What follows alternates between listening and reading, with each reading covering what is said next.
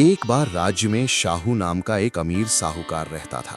वो गरीबों को बेहद अधिक ब्याज पर पैसे देता और उन्हें ऐसे चक्रव्यूह में फंसा देता कि वे अपना कर्ज घर द्वार बेचकर भी नहीं चुका पाते थे। इसी सोच के साथ एक दिन उसने एक गरीब मूर्तिकार को बुलाया और अपनी मूर्ति बनाने को कहा। देखो, अगर तुम मेरी हूबहू मूर्ति बनाओगे तो मैं तुम्हारा सारा कर्ज माफ कर दूंगा। ये सुनकर मूर्तिकार बोला, सेठ जी, आपको तो मैं शैतान समझता था, पर आप तो भगवान समान निकले। पर वो गरीब ये नहीं जानता था कि इसके पीछे शातिर साहूकार की एक चाल छिपी है। असल में साहूकार उससे एक नहीं बल्कि कई मूर्तियां बनवाना चाहता था, जिनकी कीमत उसके कर्ज से कई गुना अधिक थी। इतना ही नहीं, उस चालाक साहूकार के पास एक अद्भुत कला थी। वो जब चाहे अपने चेहरे के भाव बदल सकता था और इसी कला का वो मूर्तिकार को ठगने के लिए इस्तेमाल करने वाला था। कुछ दिनों बाद मूर्तिकार ने साहूकार को अपने कारखाने में मूर्ति देखने बुलाया। किसी और को तो वो मूर्ति हूबहू लगती, लेकिन साहूकार ने अपनी योजना के अनुसार उसे साफ इनकार कर दिया। ये क्या बना दिया है? कहां से ये मेरी शक्ल लगती है? ये सुनकर मूर्तिकार चौंक गया। उसने पहले मूर्ति को देखा, फिर साहूकार को। उसे भी दोनों की शक्ल अलग अलग लगने लगी, क्योंकि साहूकार ने उसी समय अपने चेहरे के भाव बदल लिए थे। माफ कीजिएगा सेठ जी, मुझे कुछ दिनों की मोहलत दीजिए, मैं एक नई मूर्ति बनाऊंगा, बिल्कुल हूबहू, मूर्तिकार ने विनती की। ठीक है, साहूकार बोला, लेकिन तुम्हारी मेहनत की मैं कद्र करता हूं। इस मूर्ति को भी मेरे यहां भिजवा दो, ताकि तुम्हारा काम व्यर्थ ना जाए। हाँ, इसके बदले मैं तुम्हें कुछ नहीं दूंगा, इसे बस तुम्हारी कला का सम्मान समझो। ये सुनकर मूर्तिकार की आंखें नम हो गईं। आप तो सचमुच भगवान हैं सेठ जी। साहूकार मन ही मन मुस्कुराया और वहां से चला गया। कुछ दिनों बाद वो फिर आया। नई मूर्ति देखकर उसने फिर अपने चेहरे के भाव बदले और वही बात दोहरा दी। ये भी मेरी जैसी नहीं है, फेंकने से अच्छा है इसे भी मेरे घर भिजवा दो। मूर्तिकार ने सिर झुकाकर ये बात भी मान ली और एक और नई मूर्ति बनाने में लग गया। ये सिलसिला कई हफ्तों तक चलता रहा। शातिर साहूकार आता, मूर्ति में कमियां निकालता और लौट जाता।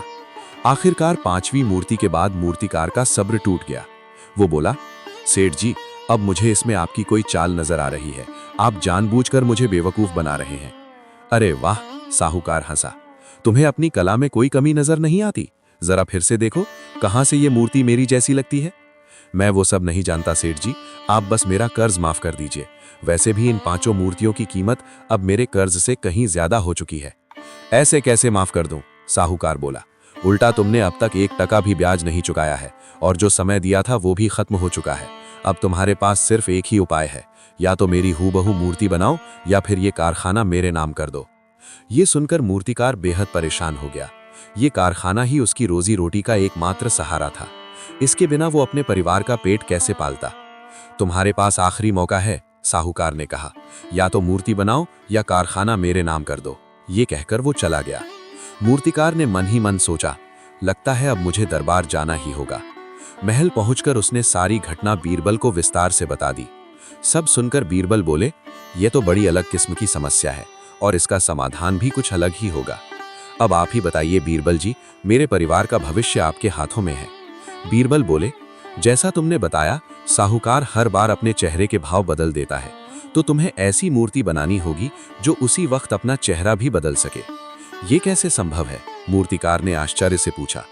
मूर्ति भला अपना चेहरा कैसे बदल सकती है? ये बिल्कुल संभव है, बीरबल मुस्कुराए। अब तुम वही करो जो मैं कहूं। बीरबल ने पूरी योजना मूर्तिकार को समझा दी। योजना सुनकर मूर्तिकार के चेहरे पर हल्की सी मुस्कान आ गई। उसने आदरपूर्वक बीरबल को धन्यवाद दिया और वापस चला गया। कुछ दिनों बाद शातिर साहूकार फिर कारखाने में आया। उसे पूरा भरोसा था कि इस बार तो ये जमीन उसकी ही हो जाएगी। क्यों, बन गई मेरी हूबहू शक्ल वाली मूर्ति? उसने अकड़ते हुए पूछा। जी सेठ जी, इस बार तो बिल्कुल हूबहू बनी है, आप खुद देख लीजिए, मूर्तिकार बोला। साहूकार मूर्ति के पास गया। जैसे ही उसने मूर्ति को देखा, उसकी आंखें फटी रह गईं। मूर्ति के चेहरे पर एक आईना लगा था, जो साहूकार के चेहरे के भाव हूबहू दिखा रहा था। उसी वक्त बीरबल कुछ सिपाहियों के साथ वहां पहुंच गए। क्यों साहूकार जी, अब बताइए, क्या आपकी शक्ल इस मूर्ति से मिल रही है या नहीं, या फिर सिपाहियों से कहूं कि दोनों को बिगाड़ दूं? सिपाहियों, बीरबल ने आदेश दिया, लोगों को ठगने के अपराध में इस साहूकार को गिरफ्तार करो। नहीं नहीं, साहूकार गिड़गिड़ाया, अगर मैं काल कोठरी चला गया तो किसी को मुंह दिखाने लायक नहीं रहूंगा। बीरबल बोले, कोई बात नहीं, तुम अपना चेहरा बदल लेना, वैसे भी तुम उस कला में तो माहिर हो ही। ये सुनकर साहूकार का सिर शर्म से झुक गया।